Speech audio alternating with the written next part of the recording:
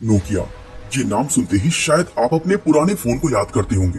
वो मजबूत 3310 जिसकी बैटरी कभी खत्म ही नहीं होती थी और हजारों बार गिरने के बाद भी कोई प्रॉब्लम नहीं आती थी। लेकिन क्या हुआ उस कंपनी का जिसने एक वक्त फोन्स की दुनिया पर राज किया था। सबको लगता है कि नोकिया का जमाना खत्म हो चुका है, खासतौर से 2008 के बाद जब आईफोन और एंड्रॉइड जैसे स्मार्टफोन्स ने दुनिया को अपनी गिरफ्त में लेना शुरू किया था। पर क्या नोकिया की कहानी सच में खत्म हो चुकी है?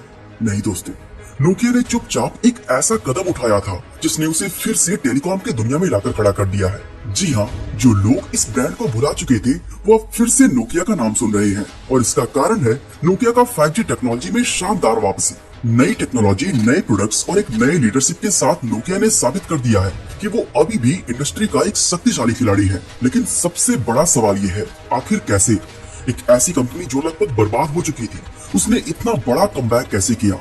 इस वीडियो में हम जानेंगे नोकिया की इसी अद्भुत वापसी की कहानी। क्या आप सोच सकते हैं कि आज की टेलीकॉम कंपनी नोकिया कभी कागज और रबर के जूते बनाती थी? हाँ, सुनने में अजीब लगता है, लेकिन नोकिया का सफर यहीं से शुरू हुआ था। 90s के दशक में नोकिया ने एक बोल्ड कदम उठाते हुए टेलीकॉम इंडस्ट्री में एंट्री ली थी और वहीं से इसकी असली उड़ान शुरू हुई थी। अब जरा ये सोचिए कि 1996 में नोकिया का रेवेन्यू 8.7 बिलियन डॉलर्स था और फिर मोबाइल की दुनिया में इसने ऐसा दबदबा बनाया कि 2008 तक ये आंकड़ा 74 बिलियन डॉलर्स को पार कर गया। नोकिया के फोन्स ने दुनिया को वो ड्यूरेबिलिटी और भरोसा दिया जो शायद ही किसी और कंपनी ने दिया हो। हर कोई इसकी स्टर्डी डिजाइन और लॉन्ग लास्टिंग बैटरी का फैन था। लेकिन जैसे जैसे टेक्नोलॉजी बदलती गई वैसे वैसे लोगों की पसंद भी बदलने लगी। अब लोग मजबूत फोन से ज्यादा स्टाइलिश स्लीक डिजाइन्स और एडवांस्ड फीचर्स वाले स्मार्टफोन की तरफ अट्रैक्ट हो रहे थे और यहीं पे नोकिया के सामने असली चुनौतियां खड़ी हुई। जो मजबूती कभी इसकी सबसे बड़ी ताकत हुआ करती थी, वही अब इसके लिए बोझ बन चुकी थी। नोकिया का वो दौर जब वो मोबाइल इंडस्ट्री का राजा था, अब धीरे धीरे खत्म हो रहा था। खास तौर से 9 जनवरी 2007 का वो दिन मोबाइल इंडस्ट्री के लिए एक बहुत बड़ा टर्निंग पॉइंट साबित हुआ, क्योंकि इसी दिन स्टीव जॉब्स ने दुनिया के सामने अपना पहला आईफोन लॉन्च किया था। ये सिर्फ एक नया फोन नहीं, बल्कि मोबाइल टेक्नोलॉजी में एक नई रिवॉल्यूशन थी, क्योंकि आईफोन ने स्लीक डिजाइन, टच स्क्रीन और सीमलेस यूजर एक्सपीरियंस को इंट्रोड्यूस किया, जो उस समय के सभी फोन से बिल्कुल ही अलग था। लोग इस नए डिवाइस को देखकर हैरान हो चुके थे। आईफोन ने ट्रेडिशनल मोबाइल फोन्स की परिभाषा को ही बदल दिया था। लेकिन दूसरी तरफ नोकिया, जो उस वक्त मोबाइल इंडस्ट्री का किंग हुआ करता था, उसने इस नए प्लेयर को सीरियसली लिया ही नहीं। उन्हें लगा कि आईफोन की टच स्क्रीन प्रैक्टिकल नहीं है और इसकी मैन्युफैक्चरिंग काफी महंगी होगी। नोकिया के इंजीनियर्स ने तो ये तक कहा कि आईफोन उनके ड्रॉप टेस्ट को पार ही नहीं कर सकता, जो उनके हिसाब से फोन का एक मेन सेलिंग पॉइंट होता था। उन्होंने सोचा कि आईफोन का जो स्लीक और नाजुक डिजाइन है वो आम लोगों के लिए सुटेबल नहीं है। लेकिन असल में नोकिया इस चीज को समझने में पूरी तरह फेल हो गया था कि लोग अब मजबूत फोन्स की बजाय पतले और स्टाइलिश फोन की तरफ ज्यादा अट्रैक्ट हो रहे हैं। नोकिया अभी अपनी इसी गलत फहमी में था कि इसी बीच आईफोन ने धीरे धीरे मार्केट में अपनी जगह बनानी शुरू कर दी। यूजर्स को टच स्क्रीन का नया एक्सपीरियंस काफी ज्यादा पसंद आया और इस तरह के स्मार्टफोन की डिमांड बढ़ने लगी। इतना कुछ होने के बाद भी नोकिया ने इसे टेम्पोररी ट्रेंड समझकर इग्नोर कर दिया, जबकि असल में ये कोई ट्रेंड नहीं बल्कि एक पूरा का पूरा टेक्नोलॉजी शिफ्ट था। लगभग 1 साल बाद नोकिया को अपनी गलती का एहसास हुआ और इसे समझ आया कि यही अब मोबाइल मार्केट का फ्यूचर है। लेकिन अब तक बहुत देर हो चुकी थी। आईफोन ने मार्केट पर अपना कब्जा जमा लिया था और बाकी कॉम्पिटिटर्स भी स्मार्टफोन बनाने की होड़ में लग चुके थे। फॉर एग्जाम्पल 2008 में HTC और गूगल ने मिलकर दुनिया का पहला Android based smartphone T mobile जीवन लॉन्च किया, जो आईफोन का सीधा सीधा कॉम्पिटिटर था। नोकिया ने जवाब देने का फैसला किया और साल 2009 में N97 नाम से एक नया स्मार्टफोन लॉन्च किया, जिसे उन्होंने आईफोन किलर के रूप में प्रमोट किया था। N97 में टच स्क्रीन के साथ साथ स्लाइड आउट कीबोर्ड भी था, जो उस वक्त एक यूनिक फीचर माना जा रहा था। इसमें 5 मेगापिक्सल का कैमरा, GPS और आईफोन से 2 गुना स्टोरेज दिया गया था। नोकिया को इस फोन से बहुत उम्मीदें थी, लेकिन ग्राउंड रियलिटी इससे बिल्कुल अलग निकलकर सामने आती है। जहां आईफोन ने यूजर्स को एक स्मूथ एक्सपीरियंस देने पर फोकस किया था, वहीं N97 की टच स्क्रीन बेहद ही अनरिस्पॉन्सिव थी। इसके अलावा स्लाइड आउट कीबोर्ड, जो इस फोन का सबसे मेन फीचर था, वो भी पूरी तरह फेल रहा। वैसे तो N97 में बहुत सारी कमियां थी, लेकिन इसके फेल होने का सबसे मेन रीजन था इसका ऑपरेटिंग सिस्टम सिम्बियन। नोकिया अगर चाहता तो वो बदलते ट्रेंड को देखकर अपनी स्मार्टफोन्स के लिए एंड्रॉइड को चुन सकता था, लेकिन उसने ऐसा नहीं किया। ये सिम्बियन ओएस नोकिया के पुराने फोन्स में यूज होता था और 2009 के स्मार्टफोन्स के सामने ये पूरी तरह से आउटडेटेड हो चुका था। ये ना सिर्फ कॉम्प्लेक्स था बल्कि इसमें फ्लेक्सिबिलिटी की भी कमी थी, जिसके चलते थर्ड पार्टी ऐप डेवलपर्स के लिए भी सिम्बियन ऐप बनाना बेहद ही मुश्किल हो जाता था। यही वजह थी कि N97 के लॉन्च होने के दौरान नोकिया के ऑनलाइन ऐप स्टोर में सिर्फ 500 एप्लीकेशन अवेलेबल थे, जबकि उस वक्त एप्पल के ऐप स्टोर में 1 लाख से ज्यादा ऐप्स आ चुकी थी। ऐसे में लोगों का इंटरेस्ट N97 से कम होता चला गया। इस कंपनी ने सोचा था कि उनका ये स्मार्टफोन आईफोन को टक्कर देगा, लेकिन नोकिया की जबरदस्त ब्रांडिंग और टॉप नॉच हार्डवेयर क्वालिटी के बावजूद N97 पूरी तरह से फेल हो गया और इस कंपनी का रेवेन्यू 23% से गिरकर $57 बिलियन पर आ गया, जो इसके एक साल पहले $74 बिलियन के ऊपर। कंपनी को इस मुश्किल दौर से बाहर निकालना था, लेकिन उल्टा इन्होंने नोकिया को और ज्यादा क्राइसिस में डाल दिया। उनका मानना था कि क्राइसिस मोड में ही नोकिया को सुधारने का रास्ता निकलेगा और यही वजह थी कि उन्होंने एक बड़ा और रिस्की फैसला लिया, जो था सिम्बियन को छोड़कर एक नए ऑपरेटिंग सिस्टम पर शिफ्ट होना। अब सबसे बड़ा सवाल ये था कि सिम्बियन की जगह कौन सा ओएस आएगा। जैसा कि मैंने बताया कि उस वक्त मार्केट में एंड्रॉइड पहले ही तेजी से बढ़ रहा था और ये एप्पल के iOS का सबसे बड़ा कॉम्पिटिटर बन चुका था। ऐसे में इलोप को भी एंड्रॉइड के साथ ही जाना चाहिए था और अगर वो ऐसा करती तो शायद आज भी नोकिया स्मार्टफोन मार्केट का बादशाह होता। लेकिन इलोप की नजरें कहीं और थी। उन्होंने एंड्रॉइड की जगह माइक्रोसॉफ्ट के विंडोज फोन ओएस को चुना, जो नोकिया के हिस्ट्री का सबसे गलत फैसला साबित होने वाला था। असल में इलोप नोकिया के लिए एक ऐसा ओएस चाहते थे जो सिर्फ उसी के लिए बना हो, बिल्कुल वैसे ही जैसे आईफोन के पास iOS है। और ये चीज एंड्रॉइड के साथ पॉसिबल नहीं थी, क्योंकि वो एक ओपन सोर्स सॉफ्टवेयर है जिसका इस्तेमाल कोई भी कंपनी कर सकती है। इसके अलावा इलोप का माइक्रोसॉफ्ट के साथ पहले से ही गहरा रिलेशन था। ऐसे में उन्होंने विंडोज फोन ओएस को नोकिया का एक्सक्लूसिव ओएस बना दिया। हालांकि इस नए ओएस को चुनना एक बहुत बड़ा जुआ था, लेकिन इलोप का मानना था कि यही वो इकोसिस्टम है जो नोकिया को वापस उठाने में मदद करेगा। आखिरकार फरवरी 2011 में इलोप ने अनाउंस किया कि सिम्बियन को धीरे धीरे फेज आउट किया जाएगा और अब आगे से नोकिया के सभी नए स्मार्टफोन्स सिर्फ विंडोज ओएस पर ही काम करेंगे। इस तरह स्टीफन इलोफ के फैसले ने नोकिया को एक नए रास्ते पर तो डाल दिया, लेकिन ये रास्ता उम्मीदों से कहीं ज्यादा मुश्किलों से भरा साबित हुआ ये कि 2011 के एंड में नोकिया ने अपने 2 नए मॉडल्स लूमिया 800 और लूमिया 710 को लॉन्च किया।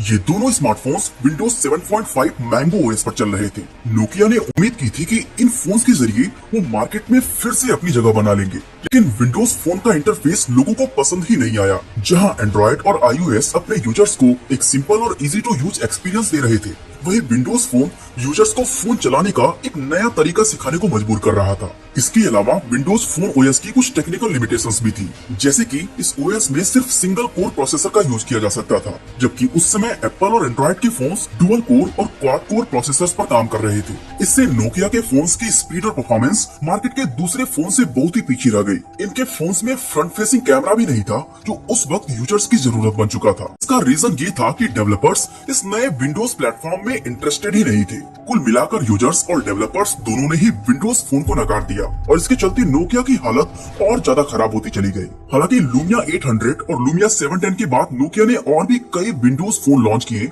लेकिन उनमें से कोई भी मार्केट के अंदर कोई खास कमाल नहीं कर सका। स्टीफन इलोफ का डिसीजन जो नोकिया को बचाने के लिए लिया गया था, वही अब कंपनी के लिए सबसे बड़ा नुकसान साबित हो रहा था। एक वक्त ऐसा था जब नोकिया पूरी दुनिया की 50% से ज्यादा मोबाइल मार्केट को ऑन करता था, लेकिन 2013 तक आते आते ये घटकर सिर्फ 3% पर आ गया। यानी नोकिया ऑलमोस्ट खत्म होने के कगार पर आ चुका था। नोकिया के सामने फाइनेंशियल प्रॉब्लम्स इतनी ज्यादा बढ़ गई थी कि उन्होंने अपना सबसे कीमती division mobile devices and services को बेचने का मन बना लिया और इसी मौके का फायदा उठाने के लिए माइक्रोसॉफ्ट ने 2013 में नोकिया के इस डिवीजन को $7.2 बिलियन में खरीद लिया। स्टीफन इलोफ, जो अभी तक नोकिया के सीईओ थे, अब माइक्रोसॉफ्ट के इस नए ग्रुप के प्रेसिडेंट बन गए और इस एक्विजिशन के साथ नोकिया के कई इंपॉर्टेंट लीडर्स भी माइक्रोसॉफ्ट के अंदर आ गए। इसके बाद माइक्रोसॉफ्ट ने लूमिया सीरीज के अलग अलग स्मार्टफोन्स को लॉन्च किया, लेकिन हकीकत में ये एक्विजिशन एक बहुत बड़ा फेलियर साबित हुआ और करीब 1 साल कोशिश करने के बाद माइक्रोसॉफ्ट अपने इस मोबाइल बिजनेस को शट डाउन करने का फैसला करता है और अब जाकर फाइनली नोकिया को अकल आती है, जिसके बाद इन्होंने एंड्रॉइड फोन्स बनाना शुरू किया। लेकिन अब तक बहुत देर हो चुकी थी। मार्केट के दूसरे प्लेयर्स अब टेक्नोलॉजी और इनोवेशन के मामले में नोकिया से बहुत ही आगे निकल चुके थे और एंड्रॉइड स्पेस में चाइनीज कंपनियों ने अपनी मोनोपोली स्टैब्लिश कर ली थी। नोकिया ने कई सालों तक कोशिश की, लेकिन वो कभी भी इन नए प्लेयर्स के साथ कॉम्पीट ही नहीं कर पाया। धीरे धीरे इसका मार्केट शेयर गिरता गया और नए स्मार्टफोन्स की चकाचौंध में लोग नोकिया को भूल गए। इस डाउनफॉल के साथ एक एरा का एंड हो गया। जो कंपनी एक समय पर मोबाइल फोन इंडस्ट्री का सबसे बड़ा नाम हुआ करती थी, वो मार्केट से पूरी तरह गायब हो चुकी थी और लोगों ने भी मान लिया कि नोकिया अब खत्म हो चुका है। लेकिन क्या ये नोकिया की कहानी का एंड था? बिल्कुल नहीं, क्योंकि इस कंपनी के पास अभी भी एक ऐसा डिवीजन था जो उम्मीद की किरण साबित हो सकता था, और इस डिवीजन का नाम था NSN, यानी नोकिया सोल्यूशंस एंड नेटवर्क्स, जो टेलीकम्युनिकेशन इंफ्रास्ट्रक्चर पर काम कर रहा था। दरअसल 2014 में जब स्टीफन एलॉप नोकिया को बर्बाद करने में लगे हुए थे, तब कंपनी ने एक बोल्ड स्टेप उठाते हुए राजीव सूरी को नया CEO बना दिया था। सूरी इस कंपनी के लिए कोई नए ऑफिशियल नहीं थे। इनफैक्ट उन्होंने नोकिया को 1990 में ज्वाइन किया था और 2009 से ये NSN डिवीजन के CEO के तौर पर काम कर रहे थे। वो सूरी ही थे जिन्होंने कंपनी के NSN डिवीजन को प्रॉफिटेबल बनाया था। ऐसे में उनके एक्सपीरियंस को देखते हुए इस डूबती हुई कंपनी को बचाने का जिम्मा सूरी को सौंप दिया गया। सूरी का विजन बहुत ही क्लियर था। वो जानते थे कि स्मार्टफोन्स के फील्ड में नोकिया के लिए वापसी बहुत ही मुश्किल होने वाली है, इसलिए उन्होंने नेटवर्क सॉल्यूशंस और 5G टेक्नोलॉजी पर फोकस करने का फैसला किया। सूरी ने एक ऐसा रास्ता चुना जो ज्यादा फैंसी तो नहीं, लेकिन कंपनी को स्टेबल जरूर कर सकता था। उनका मानना था कि 5G टेक्नोलॉजी नोकिया के लिए एक नए दौर की शुरुआत कर सकती है, और अगर नोकिया को एक बार फिर से ग्लोबल टेलीकॉम इंडस्ट्री में अपनी जगह बनानी है तो उन्हें 5G में फर्स्ट मूवर होने का फायदा उठाना होगा। इसी विजन के साथ नोकिया ने अपने रिसोर्सेज का एक बड़ा हिस्सा 5G नेटवर्क्स के रिसर्च एंड डेवलपमेंट में इन्वेस्ट कर दिया। अपने इसी इन्वेस्टमेंट की बदौलत 2018 में नोकिया ने अपने सबसे बड़ी ब्रेक थ्रू टेक्नोलॉजी पेश की, जो थी रीफ शार्क चिपसेट। इन चिप को 5G नेटवर्क इक्विपमेंट में इस्तेमाल किया जाता है। सिंपल वर्ड्स में बताएं तो ये चिप बेस स्टेशन और एंटीनास में लगाई जाती है, जो 5G सिग्नल्स को ट्रांसमिट और रिसीव करते हैं। रीफ शार्क चिप का मेन काम है डेटा को बहुत तेजी से प्रोसेस करना और नेटवर्क की कैपेसिटी को बढ़ाना, ताकि एक साथ ज्यादा से ज्यादा डिवाइसेस को बेहतर कनेक्टिविटी और तेज स्पीड मिल सके। रीफ शार्क की बैंडविड्थ 84 गीगाबिट पर सेकंड तक पहुंच सकती थी, जो दूसरी 5G चिप्स की तुलना में 3 गुना तेज थी। सिर्फ यही नहीं, ये चिपसेट 50% छोटी और पावर कंजप्शन को 64% तक कम कर रही थी। इन्हीं खूबियों के चलते टेलीकॉम कंपनीज ने नोकिया की इस टेक्नोलॉजी को बड़े पैमाने पर अपनाना शुरू कर दिया। रीफ शार्क चिपसेट्स ने नोकिया को अपने सबसे बड़े कॉम्पिटिटर हुआवे और एरिक्सन से अलग खड़ा किया, जबकि ये दोनों पहले से ही इस मार्केट के वेल एस्टैब्लिश्ड प्लेयर थे।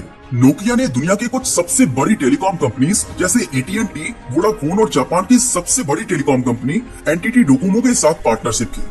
इसे सिंपल वर्ड्स में ऐसे समझ सकते हैं कि नोकिया अपनी 5G टेक्नोलॉजी बेचता है और बड़ी बड़ी कंपनीज इसे अपने नेटवर्क्स में इस्तेमाल करती है। साल 2020 तक नोकिया 100 से भी ज्यादा टेलीकॉम कंपनीज के साथ डील कर चुका था और 2024 तक आते आते ये नंबर 300 से भी ऊपर पहुंच गई है। आज नोकिया चीन को छोड़कर बाकी ग्लोबल 5G मार्केट के 29% हिस्से पर कब्जा कर चुकी है। इसका मतलब है कि दुनिया के हर 100 में से 29 नेटवर्क्स नोकिया की टेक्नोलॉजी का यूज कर रहे हैं। इन डील्स के जरिए नोकिया ने अरबों रुपए कमाए और खुद को फिर से फाइनेंशियली मजबूत बनाया, क्योंकि नोकिया का रेवेन्यू जो कभी गिरकर $14 बिलियन के नीचे आ गया था, वो 2022 में ऑलमोस्ट डबल होकर $26 बिलियन को क्रॉस कर गया। और ये सब पॉसिबल हो पाया राजीव सूरी के विजन और डेडिकेशन की वजह से।